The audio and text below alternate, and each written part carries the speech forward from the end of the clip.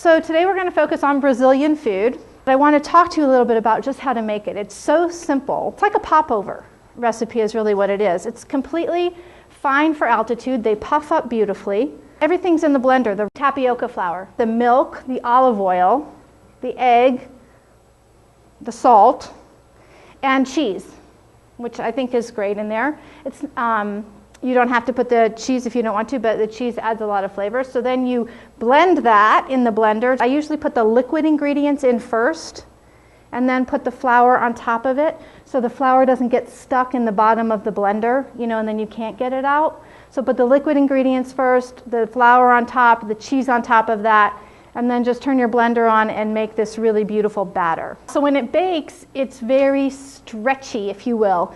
And if you've had the Japanese rice balls or the mochi, if you've had the mochi, that's sort of the texture that you're getting. It's not cheesy. It's not like you're going to tear it apart and cheese is going to ooze out. It's not like the gougères or anything. The cheese gets really worked into the batter and it just becomes a part of the batter. And then you'll see they're nice, they're great warm, and they're nice little chewy, very textural balls of cheese bread. So really delicious. Very simple. I made them in a little mini muffin tin. You can make them in the big muffin tin if you like, for sure. They are hollow inside, so it's nice if you wanted to even cut the top off and fill it with something. Put the top back on. It's a nice vehicle for that.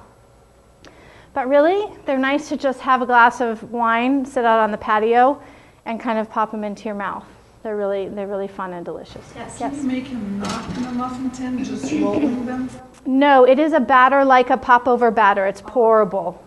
So you need to have some sort of vehicle to contain it. This isn't here to strain the batter?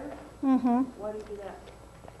I do strain the batter. For those of you who see my presentations a lot, a strainer is like the most important thing in my kitchen because I think it can cover up all of our mistakes. Like when we curdle something or we cook something too long and we just strain it right through here, and nobody needs to know. I oftentimes will strain the batters like this batter, crate batter, anything where I put an egg, popover batter for sure, especially in the blender. If I'm putting an egg, milk, and then flour, the flour does have a tendency to kind of clump up sometimes, right? Or maybe you get an eggshell from the egg, or you get the little chilesi, the little white sort of, line that anchors the yolk. You maybe get that. So it's just a really refined process. So if you're making it and you just feel like, in the blender it's good because you can just keep blending it. Last night I actually didn't strain it. I just put it right in here and it was fine, and you don't have to strain it, but it's just sort of it's a good habit to get into, for one, because it makes sure that there's no eggshell or anything, and it's just, sort of just takes it to the next level. Yeah? How about altitude differences? For these? Nothing, because there's no, you need to worry about altitude adjustments usually when you're dealing with chemical leaveners, generally. So chemical leaveners being baking soda, baking powder, right? Usually things with eggs do not have to be adjusted necessarily for altitude. And the first thing I do is reduce the chemical leaveners by 25%, both of them, if they're both in there. And then I'll increase the oven temperature by 25 degrees. And I'll just try those two things. There's a billion things that you could try.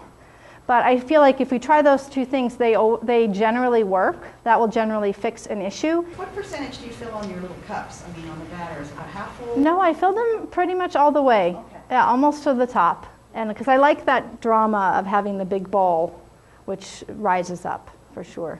Yes. Do you just pour the batter in a measuring cup and then you use a spout to pour it, or you use like a little cookie dough scoop to? No scoop. Don't even think dough. Let's stop thinking dough. Let's think batter. Let's think heavy cream. That's what we're going to have here, something like that. And so I would pour it into a measuring cup if your blender doesn't have a little spout. And usually what I'll do is I'll strain it into a bowl that has a little spout, and then I just use that bowl, or you could use a ladle or something like that. And grease do a little spray on your trays. Does it say that? Yeah. Grease your trays to make sure they pop out really nice and easy. Okay. What kind of cheese is appropriate for this recipe? You can use what kind of cheese can you use for this recipe? You can use any cheese you want. The traditional cheese is like a a fresh Mexican cheese, a queso fresco.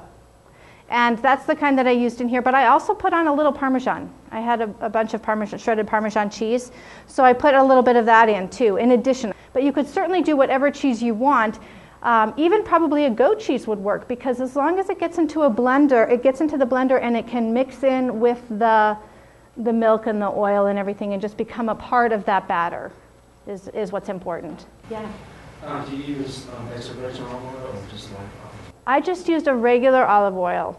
While you do get a little bit of the flavor of the olive oil coming through, you'll see in these doughs, you can kind of subtly taste it. I don't think extra virgin olive oil is necessarily worth it to do the extra virgin olive oil in here, because you're baking it in the oven. So with that heat, all of those volatile oils and the aroma, it kind of disappears a little bit. I would say if you wanted to freeze them, what you should do is freeze them in the tray.